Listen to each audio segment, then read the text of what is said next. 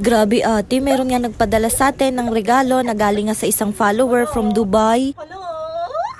Pero syempre, bago ngayon, hi, hello, welcome to my vlog. Mga ate, hindi ko talaga akalain na may experience ko nga rin yung ganito. Dati kasi nakakapanood lang talaga ako sa mga content creator din na pinapadalhan nga sila ng kanilang mga followers. January 30, meron nga nag-message sa akin na hinihingi nga yung full address at saka contact number ko. Natutuwa daw kasi siya sa mga vlogs ko, kaya nga padadalhan niya daw ako ng regalo. Sa totoo lang, madalang ko lang talagang mabuksan yung inbox nga nitong page ko. At buti na lang talaga, binuksan ko nga yun nung araw na yun. Kaya naman naka-receive tayo ng regalo. Nakailang pasalamat na nga rin ako kay ma'am, pero ayaw niya na nga magpa-mention. Pero syempre, magpapasalamat pa nga rin po ako sa inyo. Alam niyo na nga po yun kung sino kayo, kaya nga maraming salamat po ulit. Dahil para sa akin, hindi lang to basta regalo. Dahil mami, tinupad niyo po yung pangarap ko. Sobrang tagal ko na talagang gustong magkaroon ng ganito. Pero dahil mas inuuna pa nga rin namin palagi yung mga pangangailangan namin, hindi ko rin talaga maisingit makabili ng ganito. Kaya naman, ayan ate, pagbukas ko nga, sobrang saya ko nga. Grabe no, ang sarap palang mabigyan ng regalo. At ang nakaka-amaze nga dito, hindi ko nga kilala yung nagbigay sa akin nito. Dahil syempre, nasanay nga tayo na yung magbibigay nga sa atin ng regalo ay kakilala nga natin. Kaya naman ang sarap lang din talaga sa puso. Dahil yung akala mo na walang kakwenta-kwenta yung mga vlogs mo, meron din palang natutuwa. O siya, balik na nga tayo sa pag-unbox. Una talagang bumungad sa akin yung mga silicone nga na sando. Tapos sumunod nga yung malaking frying pan. At sumunod naman yung kasirola. Grabe ate, habang nag-unbox nga ako, napapaisip din talaga ako kung magkano nga yung mga halaga nito. Sobrang gaganda kasi ng quality, tapos ang bigat talaga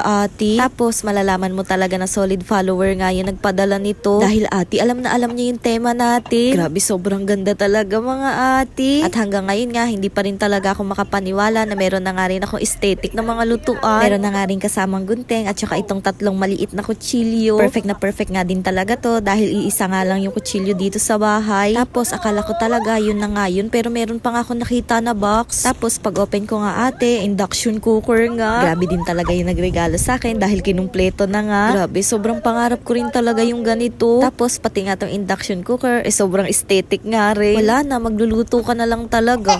Syempre, pag open nga, hindi nga mawawala itong manual. Grabe ate, kahit hindi nga siya color white, napaka-aesthetic din talagang tignan. Kulay orange nga siya, pero yung ibabaw parang ang wood. Sobrang malaking tulong din talaga to sa amin. Dahil minsan talaga kung kailan ka nga wala ng pera, dun nga mauubos yung gaas mo. At dahil meron na nga rin tayong ganito, no worries na nga na maubos yung gaas. Feeling ko naman, madali lang din naman itong gamitin dahil meron naman dyan mga logo. At pipindutin mo na nga lang kung ano nga yung gagawin mo. Ang galing lang dahil oo nga no, non-stick na nga itong mga lutuan, kaya nga kailangan din ng induction cooker. Syempre, papatagalin pa ba natin to? Kaya heto, i-assemble ko na nga itong frying pan para nga maisison ko na rin. Kung gusto nyo nga rin ng ganitong cooking set, i-visit nyo na nga lang itong shop na pinag-orderan nung nagregalo sa akin. Ang sabi nga ni ma'am, meron pa nga raw padating na mga items sa akin, kaya nga abangan na lang natin kung ano yun. Diyos ko ate, lalo na nga sisipagin sa pagluluto itong babae na to. Kaya naman maraming salamat po ulit sa nagregalo sa akin nito. Naway i-bless pa nga po kayo lalo ni Lord para nga marami pa kayong taong mapasaya. Oops, teka lang. Kapag may nakita kayong ad sa dulo ng video na to, baka naman pwede mag-yun ng skip. Wala pang 30 seconds yan mga mi. Salamat!